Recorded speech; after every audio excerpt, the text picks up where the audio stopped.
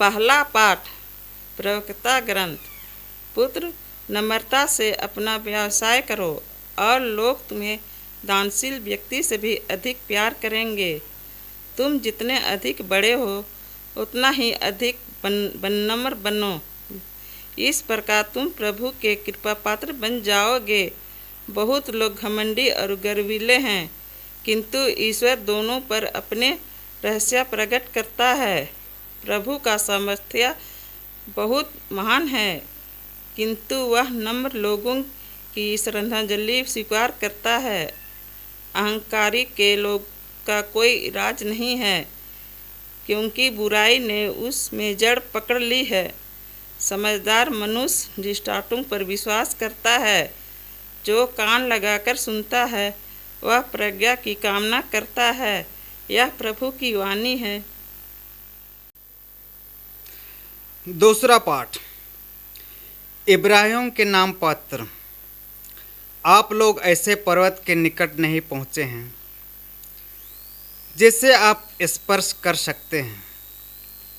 यहाँ ना तो सीनै पर्वत की धधकती अग्नि है और न काले बादल, न घोर अंधकार, बवंडर, तुरही का निदान और न बोलने वालों की ऐसे वाणी जिससे सुनकर इस्राएली विनय करते थे कि वह फिर हमसे कुछ न कहे। आप लोग सिय्योन पर्वत, जीवंत ईश्वर के नगर, स्वर्गीय यरूशलेम के पास पहुंच गए हैं, जहां लाखों स्वर्गदूत स्वर्ग के पहले नागरिक का आनंददायी समुदाय, सबका न्यायकर्ता ईश्वर, धर्मियों की पूर्णता प्राप्त आत्माएं और नवीन विधान के मध्यस्थ यीशु विराजमान हैं, जिनका छिड़काव हुआ रक्त हाबिल के रक्त से कहीं अधिक कल्याणकारी हैं। यह प्रभु की वाणी है। संत लूकस के अनुसार पवित्र सुसमाचार, अध्याय 14, पद संख्याएं 1-7 से 14 तक। ईसा किसी विश्राम के दिन एक प्रमुख फरीसी के यहाँ भोजन करने गए। ईसा ने अतिथियों को मुख्य स्थान चुनते देखकर उन्हें यह दृष्टांत सुनाया। विवाह में निमंत्रित होने पर सबसे अगले स्थान पर मत बैठो।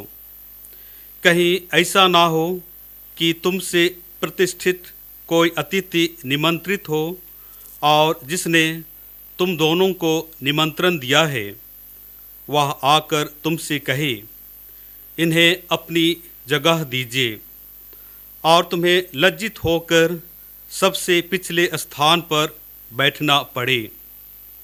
परंतु जब तुम्हें निमंत्रण मिले तो जाकर सबसे पिछले स्थान पर बैठो, जिससे निमंत्रण देने वाला आकर तुमसे कहे, बंधु आगे बढ़कर बैठिए।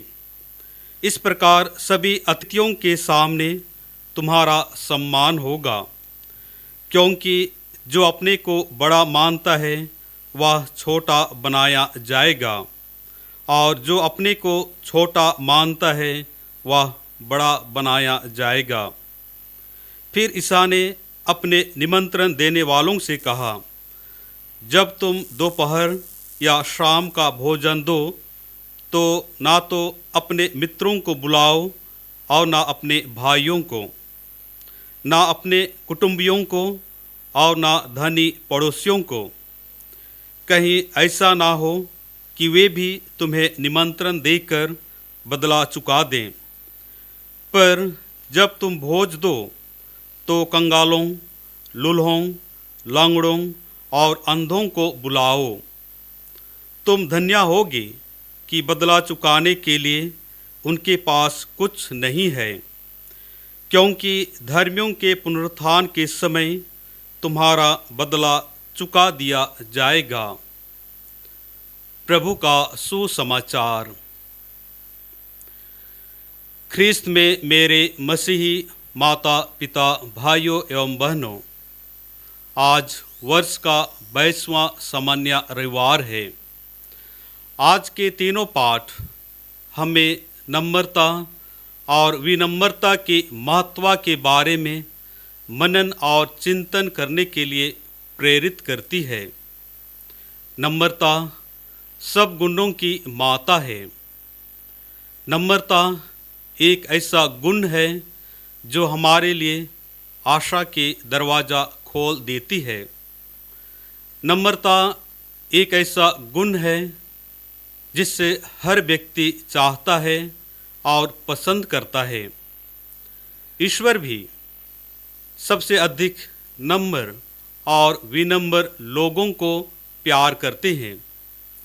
यदि हम ईश्वर के राज्य में प्रवेश करना चाहते हैं तो हमें भी नम्र बनने की आवश्यकता है। आज का पहला पाठ प्रवक्ता ग्रंथ कहता है, तुम जितने अधिक बड़े हो उतने ही अधिक नम्र बनो, जिससे तुम प्रभु के कृपा पात्र बन जाओगे।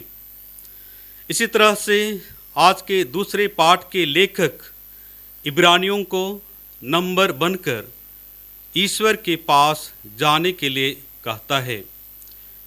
प्रिय भाइयों एवं बहनों, आज के सुसमाचार उस समय की बात को प्रस्तुत करता है जब हमारे प्रभु यीशु ख्रीस्त किसी विश्राम के दिन एक प्रमुख फरीसी के यहाँ भोजन करने गए थे।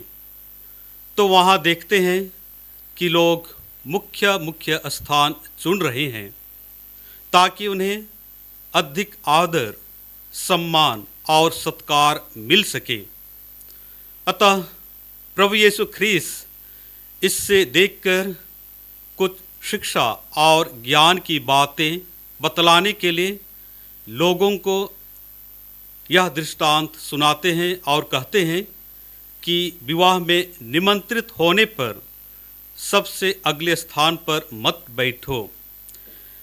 कहीं ऐसा ना हो कि तुमसे प्रतिष्ठित कोई अतिथि निमंत्रित हो और जिसने तुम दोनों को निमंत्रण दिया है वह आकर तुमसे कहे अपनी जगह दीजिए, और तुम्हें लज्जित होकर सबसे पिछले स्थान पर बैठना पड़े।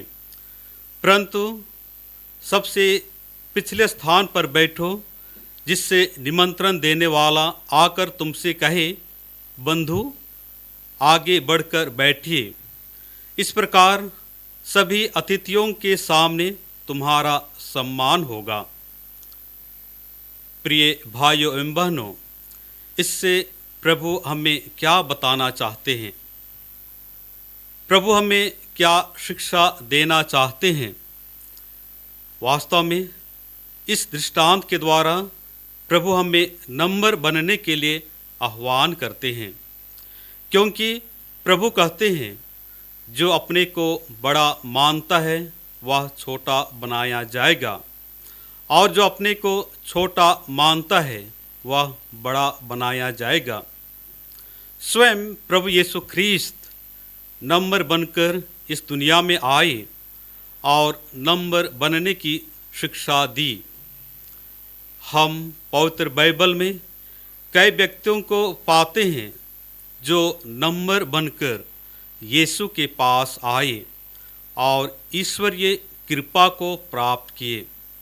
अतः आइए आज हम भी प्रभु के इन वचनों को मनन और चिंतन करें, ताकि हम प्रभु के इन वचनों को अपने जीवन में अमल कर सकें और नम्र बनकर ईश्वरीय कृपा को प्राप्त कर सकेंगे।